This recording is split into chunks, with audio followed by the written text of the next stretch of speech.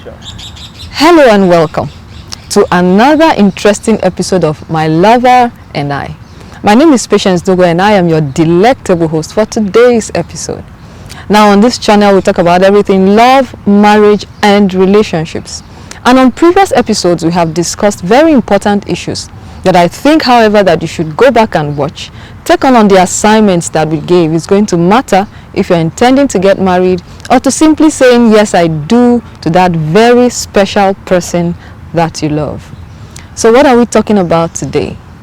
Something really sensitive, very important: handling heartbreaks. Now, I need you to understand that not every relationship must end in marriage. The moment you discover that both of you are not compatible for the future, then it's best you make a wise decision that is going to be helpful for both of you. I see a lot of people struggling, knowing that this relationship is not headed anywhere. They are trying to make it work, force it to work. No, the moment you discover that the relationship is going to cause more harm than good to both of you, then it's best both of you part ways. Now, I also need you to understand that the moment you discover that a relationship is not headed the way you want it to head, if you're going to part ways, please do it in a civil way. People handle emotional issues differently. Now, what I mean is, the ability to handle emotional issues for people varies. The way people attend to emotional issues varies. What I can go through and come out of quickly, somebody else may be there for a while. Now, have you noticed that there are some people who carry baggages for years? They are out of a relationship and they haven't healed from that relationship. They get into another relationship and they are transferring the aggression of the pain that they experienced in the previous relationship to the innocent person that they are in a relationship with at the moment. So the moment you discover that this relationship is not headed anywhere, please make sure that you end things in a civil way. You know, emotional issues are very sensitive issues. As human beings, we need our emotions in top place to be able to attend to issues in life. We need to be, at some point, at every point in our lives, at least to some extent, not all the time, it may not be 100% all the time, but to a high degree, our emotions need to be stable to be able to make right decisions. So, how do we handle heartbreaks? Knowing that these are things that happen almost every day. You know, breakups happen every day of our lives. You may not be aware, but relationships end every day. And how to handle these heartbreaks and breakups is what I'm talking about today. Now, having established that introduction, please, if you're in a relationship, before you end things, I'd like both of you to please communicate. Communication is the life of every relationship. Talk to each other. What exactly is going on at the moment? What's happening to both of you? Discuss. Be honest with each other. The issue I have with people is that they are not honest in their conversations. If you are open and honest about the things that are happening, then you can take honest decisions that will be helpful for both of you. Now remember that marriage is not a stroll in the park. It requires your attention. It requires hard work. And the foundation for that marriage is very, very important. That's why I'm stressing this. If you find out that the relationship is not headed anywhere, there's no need to force it. You're going to be spending your lives together, the whole of your lives together, if you want it that way. So it's important that your foundation is treated not with kids' gloves. Now, communicate and make sure that you are discussing honestly. If you have communicated and you have done all, you have spoken, and you still realize that this relationship is not headed anywhere, then both of you can call it quits. That's the first thing you should do before you even talk of calling it quits. Now, when you are out of that relationship, the next thing you do is going to matter. It's going to either make you or break you. That's a threshold in your life, and that's a period I want you to please take very, very seriously. It's a sensitive area in your life, and this point of your life can cause a whole deal to your life if you're not careful. Now, it's okay, like I tell people, it's okay to cry if you are hurt and if you just come out of a hurtful relationship. It's okay to cry because your emotions were involved, especially for women who love with all their hearts and their emotions are involved. You know, men love too, but the degree that women take it is quite higher. That's the way we are wired. But it's okay to really, really cry. I like to always give this instance when I'm talking about this topic. When I lost my mom, I was all macho and, you know, I didn't want to cry. I was up and down trying to make sure that everything was in place. But as soon as I saw her body being lowered into the grave, an outburst of emotions just came out. It wasn't something that happened for too long.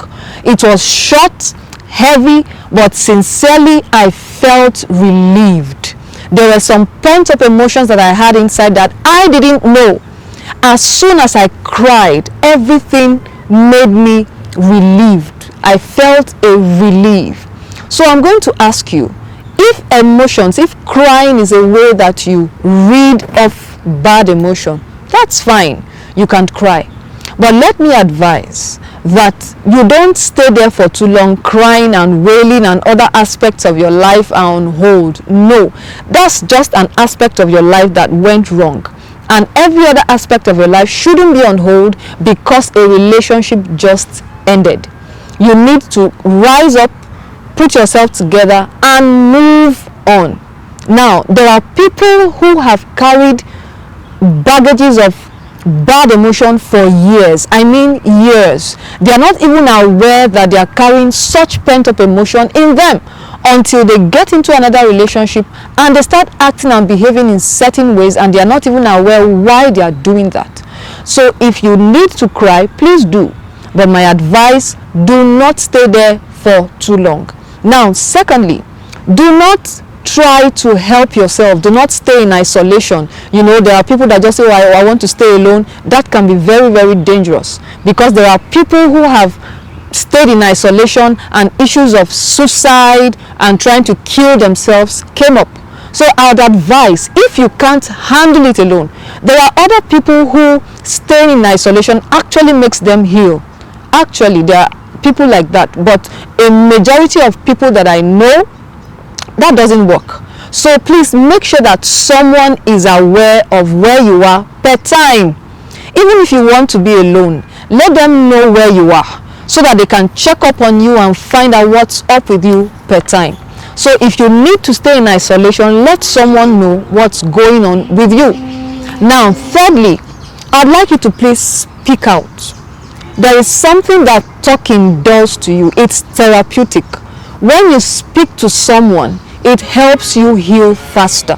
So I'd like you to please talk to a counselor or someone who is elderly, like I always advise, someone who is experienced, who has been married for a while, someone who you think can listen to you. Now, listen, the word listen, I'm emphasizing that because there are people who, when you talk to them, they just go on, so what happened? You are the cause for the breakup. You know, that's not a time to condemn anyone. That's a time to just listen and help the person come out of that state. When the person is healed and whole enough, then you can tell the person, oh, these are the areas that I think you should work on. Now, very importantly, the next thing you should do, learn from your mistakes. If there are things that happened during the relationship that you know you are responsible for, it's going to be foolish to get into another relationship and still repeat the same mistakes. You are not learning. In life, we learn through mistakes. Some other people learn by observation. So if you had things that you know you were sorry for, I'd like you to please take a retrospect of what happened during the relationship and make amends. If there are behavioral issues that you need to work on, if there are addictions you need to stay away from, very importantly, it's very important that you work on yourself first. You know, make yourself whole and okay, 100% ready for the next relationship. Now, the next thing I'm going to say is really very funny, but a lot of people do it. Can you please stop stalking your ex? You know, you're going to his page or her page and trying to find out what's up with him or her now, what's the relationship status, is he into another relationship, what's going on with him or her, it's not going to let you heal. That's not something you should do. Let go of the past and heal to embrace new relationships.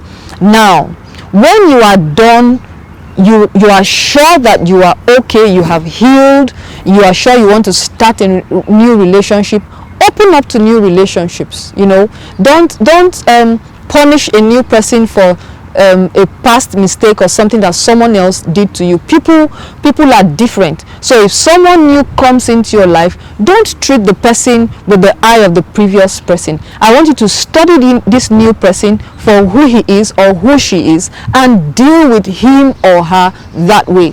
It's going to help you. So I hope that you have learned a thing or two. Now, what I have mentioned here is not exhaustive in itself.